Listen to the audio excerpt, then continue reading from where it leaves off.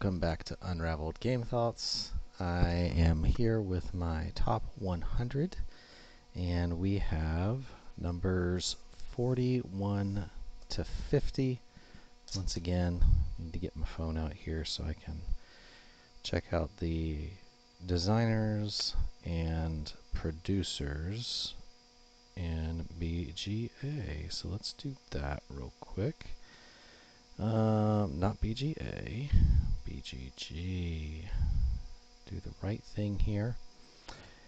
And we're doing 41 to 50 today. So starting with number 50, I have a lovely game that was, actually, let me go back because I actually have a 2020 version, even though the original game came out in 2013, but it became very hard to come by. It went out of print, and then Rococo Deluxe was introduced in, I think, 2020, because I'd been looking for Rococo for a couple of years when it did finally come out, and I was thrilled when they had it, and it might have been one of the first games I spent over $100 on. So like, I really want that game, and Rococo itself was going for like $300 at the time.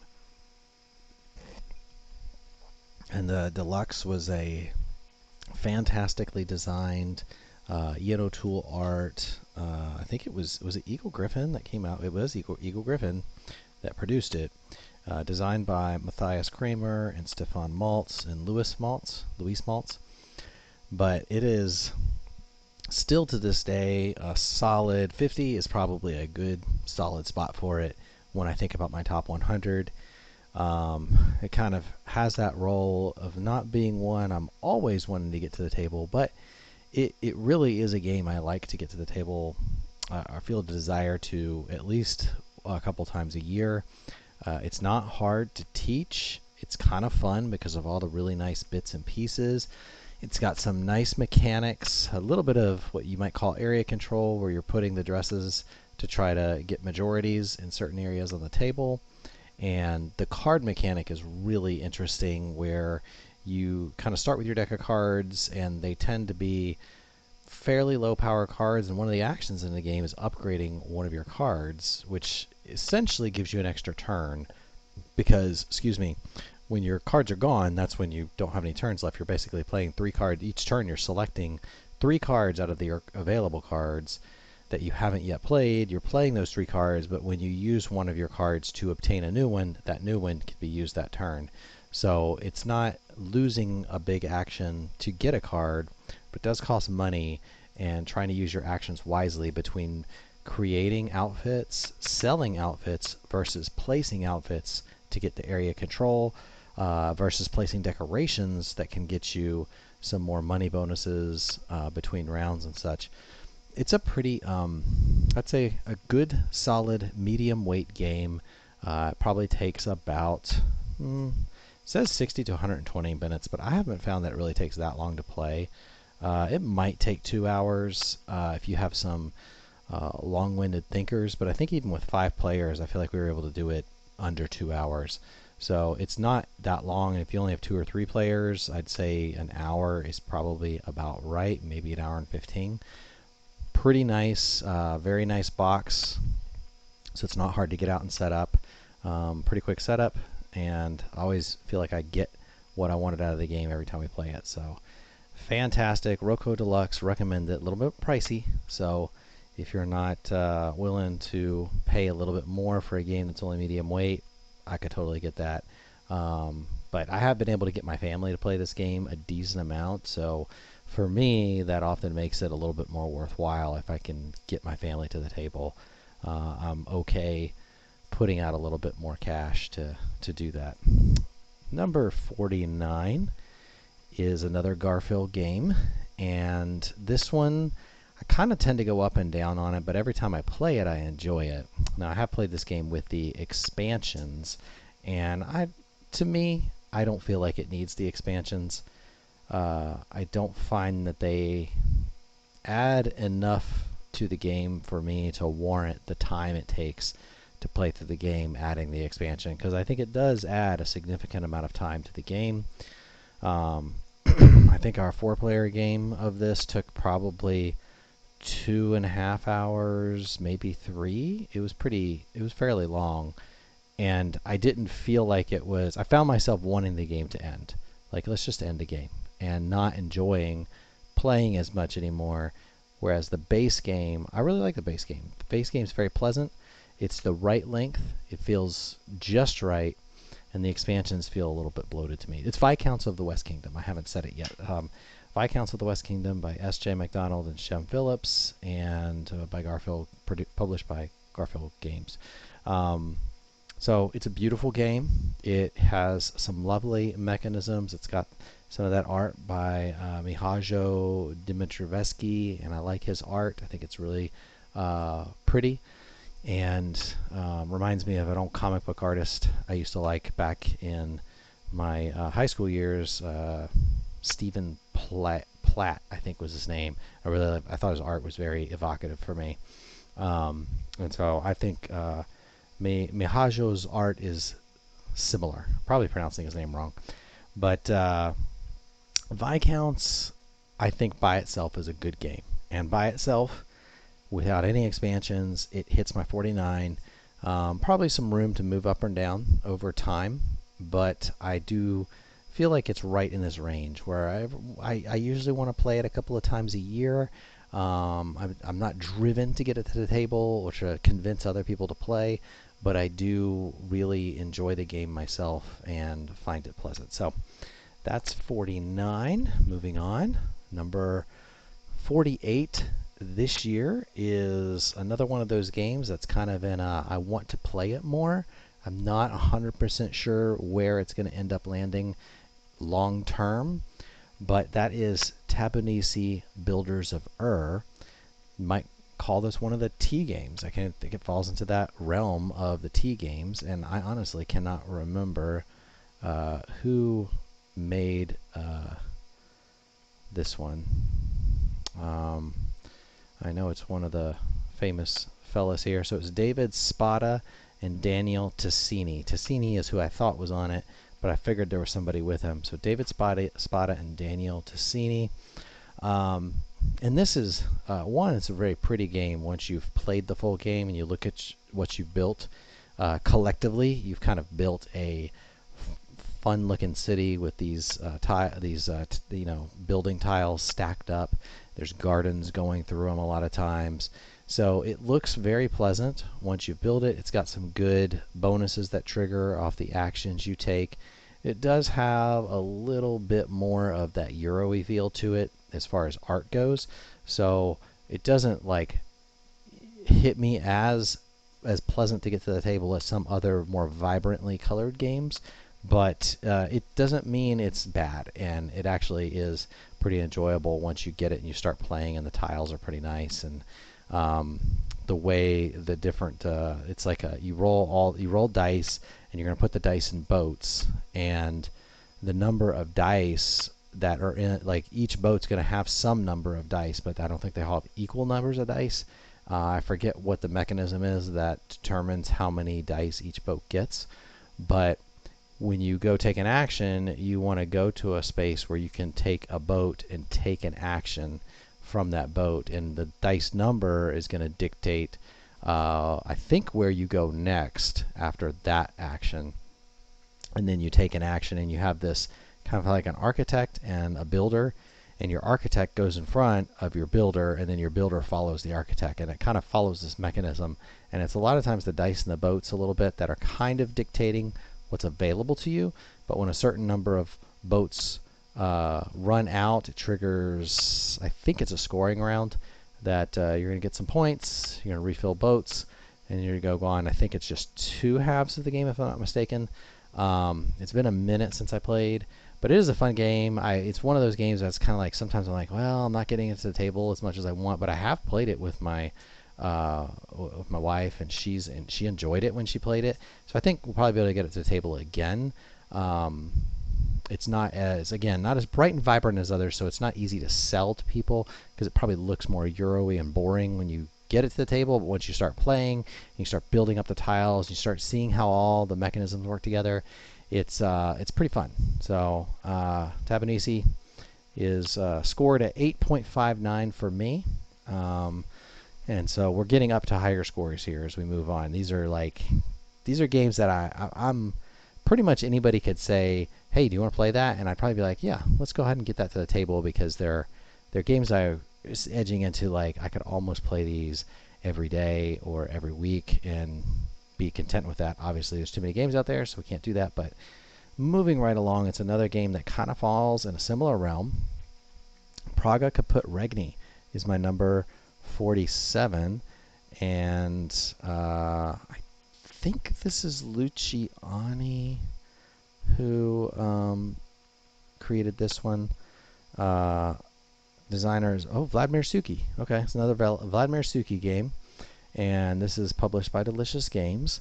And Praga is when the first time I played it, the mechanisms just were like, I loved it. I loved the wheel. So kind of like I talked about regarding Sabika. And this has like an action wheel. Now this action wheel doesn't work quite the same, but every turn the actions move, and so the bonus action you get for where they are, you're either going to have to pay for it. If it's like an action that people are trying to take a lot, they're going to have to pay coins for that action. But as it moves around, if you can take actions that are later, when they get far enough around, you get points. And if you get them soon enough, you can get other bonuses, get an egg or something like that. And so I usually am selecting my actions based on where they are on the wheel, but I've played with some folks who I've learned that is not the best strategy. You really want to focus on your actions and how you can build your engine and get those gold windows. I think that's what you really want to go after, is the 2 gold windows, because it gets you an extra turn and you get a lot of stuff that way. So this is a game I really want to play more, and has lots of pleasant, a little bit of area control system on the bottom. You're trying to connect symbols to get more bonuses. You can build up your action selection board, so when you take an action, you get more out of that action than you normally would. So there's a lot of nice little pieces that work together in this game. Plus, you have the like the castle and the wall, the hunger wall, and the cathedral, I think is hunger wall and cathedral, and you're building those, but they have like these cardboard things on the board that stand up and give it like a little bit of a 3D look to it when you're playing it. So it's pretty fun. Again, the drawback for this one, if you want to call it a strong drawback, is that the art is definitely that more Euro-y art. It's not as it doesn't pop out as much as other things. So selling somebody who's newer to games on this game, while it's not that hard to play, it's a little harder to sell because it's not as pleasant to look at as, say, like a Lost Ruins for Arnak or something like that, that just has very vibrant, well-designed art that invites people to play. So this one you probably are going to play with gamers more often, but it's not too hard, I think, as far as especially Vladimir Suki's games go. I don't think this one is that hard to teach once you know how everything works together, because there's only a few things you're really doing in the game action-wise, and once you kind of understand how the symbols work, it's just doing the asymmetric puzzle and putting all that together to do the things in the game. So it's really a pasted-on theme for all intents and purposes, but the theme works well with the mechanisms that are inherent in the game, so you don't feel like you're playing a pasted-on theme as much as you do in maybe some other games. Number 46 is climbed my list, and it has climbed my list probably because my family really wanted to play it, and I didn't think it was going to be this popular or that they'd want to, but I was actually kind of requested to some degree that I try to get this game. And so I have, and I've got some upgraded pieces for it to help out. The designer is Connie Vogelman, and this is by Stonemaier Games. This is Wormspan. So for me, Wormspan and Wingspan are very different games. I get that they play similar. I get that there's sort of that similar engine building element, but they are different games for me. And I think I've heard a few people say they like Wormspan better, but I don't. I don't like Wormspan better. But I think Wormspan is good. I enjoy it. I feel like I like Wingspan better, and I feel like it's a little bit more streamlined in my mind than Wormspan is. Only mildly so, but enough that while I get a sense of that engine building feel with Wormspan, and it's probably as fun, I feel like Wormspan, it kind of tends to, you feel like you've done maybe a little too much by the end of the game. I don't feel like it's quite tight enough. I think a couple times we've played, and other players, and I think even myself in one, filled up our entire board. And that's fine. I think it's good that you can do that, but I suspect that you can probably do it much more consistently, because I don't really think I'm that good at it. But I think Wingspan offers a bit more of a challenge to do that kind of thing and also score points. So again, I feel like I'm comparing Wingspan and Wormspan. That's not what really I'm trying to do. Wormspan is a fun game, especially if you, and I like the dragon theme. I think that's pretty fun. I do like the idea of like building up a cave and then traveling through that cave. I think that's fun. I like that it does give you some things between rounds, whereas Wingspan doesn't. You don't get to draw extra cards. Everything is run by your engine in Wingspan. So in a lot of ways, yeah. So the pieces, the components are very nice in Wormspan. I did add a 3D insert into mine to make it a little easier to set up, so we can get it to the table and I can put it out, and it's takes almost no time to set up, which is kind of nice. And I like the variable guild boards that you can put out there. I think that's kind of nice. I had like 3 or 4 of those, not just one, so it keeps it from being overly rote from game to game, mixes it up a bit. But yeah, that's it's a solid game. It probably was closer in the 7 range for a long time for me, and then in part because my family kind of, this doesn't happen too often, they kind of drove me to play it more. And the more I played it, the more I was like, okay, I like this more. I would probably, it's risen to that realm where I would suggest it to somebody and teach them, because I do think people can buy into the dragon theme, and it's a pleasant game to play overall. So there we go, number 46. Number 45 is a newer game to my collection.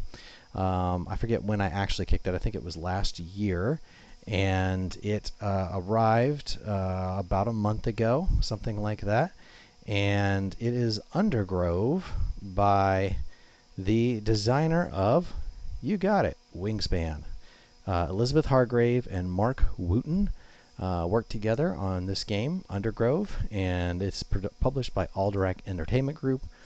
This is one of those games where at first I was just going to get the retail version, and then I started looking at all those thick wooden tiles, and I had to get the wooden tiles, had to get the wooden mushroom tiles, and so I went ahead and paid the higher cost, and I'm glad I did. It is very pleasant to play with.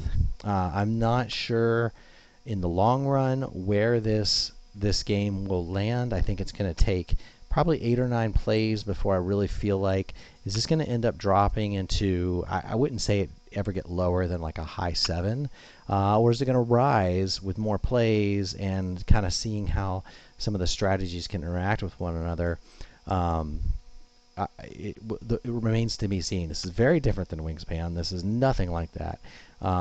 You're actually playing as a northwestern pine. I think it's a pine. A Douglas fir. You're playing as a Douglas fir, and you are trying to utilize the mushrooms around you to soak up carbon and grow your fir into a tree. And so you're trying to do that as many times as you can. Every time you soak up carbon, you get to move up 1 space on a carbon track. Doesn't matter how much carbon you soak up in a turn. You can soak up 20. You're going to move 1 space on that track, and you're kind of trying to get to the end of that track. A track is a measure of how efficiently that you are using your resources to get that carbon soaked up. You're probably not going to do it on every turn. You have to activate mushrooms to obtain resources, and you have to spend those resources in order to take the carbon action. And so trying to find a way to chain 3-4 turns together where you can do that carbon action is significant. People pay carbon to the mushrooms in the forest, and then the trees have to pull the carbon from those mushrooms, and sometimes you have to pay to move the carbon from mushroom to mushroom to get to your tree, or to get to your sapling rather, to soak it up to make it a tree. Once it's a tree, it doesn't need the carbon anymore. And it's just a pretty fun, unique puzzle. All the mushrooms are different. There's a lot of different scoring strategies with how the points work and everything. But it's newer. I think it's going to take some time. I think it was initially rated lower than 7. I think it was in the ballpark of 6 something not too long ago. But now that I think more people have gotten it and started playing it, it's moved up in score a little bit on BGA. I see that it's at a 7.0 right now. I have it at an 8.69. I think it's a unique design and has a unique feel to it. And I really appreciate that about a game, especially, I mean, you can have a game that has a unique feel that's not that fun to play, but I think Undergrove remains fun to play despite having a very unique feel. All right, next one up, and this is one of those games that the first time I ever saw it, I'm like, yeah, I'm going to get that game. And I think it was BGA last year. I think it was last year I saw it, and almost the first day that they opened up the shops, I ended up getting this one. I ended up getting Sky Team, and I think there was like another one that I got early because I was like, I feel like these are going to go fast. And sure enough, they were sold out by day 2. But this is Far Shuffle by Kosh and sold by Lookout Games. And it's just a nice, it's a smooth design. The point salad at the end and the point scoring could probably be a hassle because it's coming from all different places. But it's not hard to figure out because you're scoring each thing or each animal independently or each flora and fauna independently. And so it's really not hard to organize it the way that's structured. And you could use the board game, the app in BGA, and you're going to be able to score it just fine. It's going to walk you through it. But Forest Shuffle, you basically first have to start by playing trees. Even if you couldn't afford a tree, you can always turn a card over in your hand and play it as a sapling. It's not going to score points that way, but you can put animals around it if you do that. And I have actually done that in a game where I didn't get enough trees in my opening draw. And if you do get no trees in your opening draw, you are allowed to shuffle 10 cards, put them on the bottom, and draw 10 more. You can do that. But there's lots of different ways to try to figure out where am I going to get the points in each game. And you're trying to chain some things together so that you can sort of get multipliers for your points. And you're putting each tree can fit an animal on top, animal on bottom, animal on left, animal on right. And all the cards are either divided into a top and bottom or a left and right animal. And they're very different. It's not like the two are related. They're just assorted in different ways. And it's a lot of fun to play. It's easy to get to the table. It's easy to teach. 8.74, fantastic game. Number 43 is also a newer one this year that I actually found that I enjoyed much more than I thought I would. I think I played it on BGA at first. And the first time I played it, I was like, I kind of like something about this. And I played it several more times on BGA, and I was like, I'm going to have to add this to the collection because this is pretty fun. That's Draft and Write Records. I can't remember who made it. I'll look that up in a second. But it is a bonus triggering, I want to say flip and write, except it's a draft and write because you draw your cards and then you're going to pick a card and you're going to pass the cards to your left for a little round, and then you'll flip and you'll be passing the other way in the next round, and then you'll go back the other way. So you go back and forth, but you're drafting a card. You're going to get the things that card gives you on your board, and that's going to trigger different things. And it's built around the theme of having a band and going on tours. And so if you create synergies with your band via musical note symbols, then you get to trigger other things that give you bonuses. And so all the bonuses are just kind of pleasant and nice. And seeing as it's around the idea of creating a band, it makes fun. You do get penalized at the end of the game if you don't have your band filled out and somebody else fills theirs out first. And there's also some bonuses that can, once somebody gets all those bonuses, that ends the game. And then there's another set of negative points. So if you get cards that you can't play anything, or you get stuck with a card that just has a check an X mark, if somebody gets I think 5 or 6 of those, game over. And then everybody stops, and then everybody gets penalties for band if it's too soon. But it is a fun game once you kind of know how to play. It doesn't take long, probably 40 minutes. Really, really a blast. The only catch I'd say with that one is there's only one pad of scoring pad that I see in the game, and I could looked all over online, couldn't find another one. Now mine's not out, but when I noticed that, I was like, uh-oh, if I run out of the scoring pad, it's going to be hard for me to find new ones, and you need those to write on. I ended up laminating 6 of the scoring pads because it plays at the 6 players. I laminated 6 of them and then got some nice markers that can use the colors, and you can see everything, and it makes it easier to just dry erase it and keep moving. All right, number 42. That was by Pedro A. Alberto. That is the, I'm sorry, that's the artist. Bruno Maciel is the designer of Draft and Write Records, and the publisher is Inside Up Games. Number 42 is not a new game, but was new for me to play this year, and I was struck by when I first got to play it, partly because I wasn't struck, nobody hit me, but I have the game or a version of the game on an app on my phone, and so when I went to play it, that was what I was expecting, was the app that came out in 2012, and this is the 2008 game by Uwe Rosenberg Le Havre, and this is published by Lookout Games, and it was pleasantly fun to play. You are like a lot of Uwe games, there's a plethora of things that you're obtaining through goods and resources, but there's a lot of interactive mechanics with other players. You might be watching what they're trying to do as you build your city, and you're trying to provide for your citizens and build the buildings and ultimately trigger points, things that will score you points at the end of the games. A lot of resource management through the various buildings. Other people's buildings can give you stuff. You can actually go to other people's buildings and trigger them for yourself. So sometimes you might be planning to use your own building and somebody else uses it. So it's a very interactive sort of experience. And it was a lot of fun. And it's one I definitely want to play again. 8.77 is where I ended up rating it. I can't remember where I rated the app, but the app I actually had, I enjoyed the app, and that was Le Havre Inland Port, but it plays differently. It's like a sort of a different set of rules, and I think Inland Port is designed for only 2 players. I didn't realize that at the time. But they are both great. Le Havre, I think, is better. Playing with more players makes it more fun, a little more engaging, and lots of different unique opportunities. Every round you're opening up new building options, and so it's just constantly evolving as you play the game. My last one today, number 41, is, I can't remember when I added this to my collection. I kind of feel like it was last year, but I pretty much fell in love with this game the first time I played it because it had a really fun economy.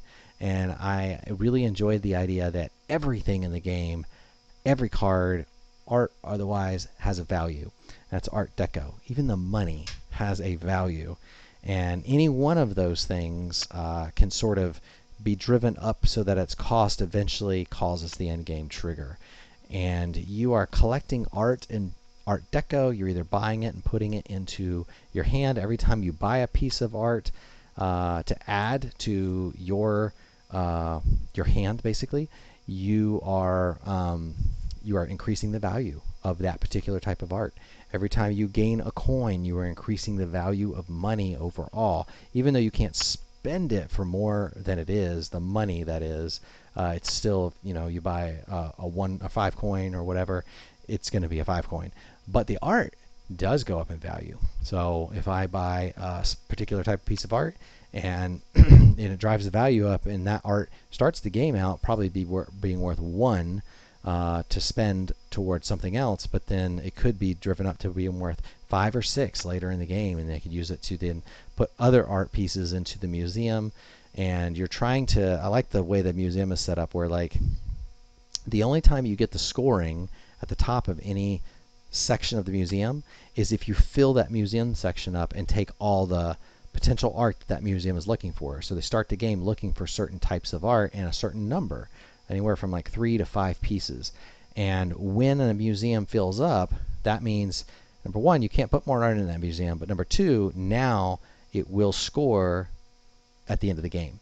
Any museum that does not fill up, and you can play games where people buy art in such a way where no museum gets filled up, so none of those that scoring occurs, and it's all about what's in my hand and how much is it worth, and then that's the value that you use to determine the end game. But if you get those scoring opportunities, they will help you as well. Really neat. I mean, the theme is really almost more of a pasted-on theme for sure, but I like it. It feels fun. It feels like a nice theme for what it does, and it's a very fun economic management sort of game. So that is Art Deco, and easy, I would say easy to teach. Probably not gateway, but not hard to teach, and it doesn't take long to play. I'd say games last under an hour for 4 players. It goes pretty fast because those markets go up, then it's game over, count your score, done. You can play 4-player game in an hour, no problem. That is my 41 to 50. I thank you for watching. If you have comments, please comment. If you have questions, please ask questions.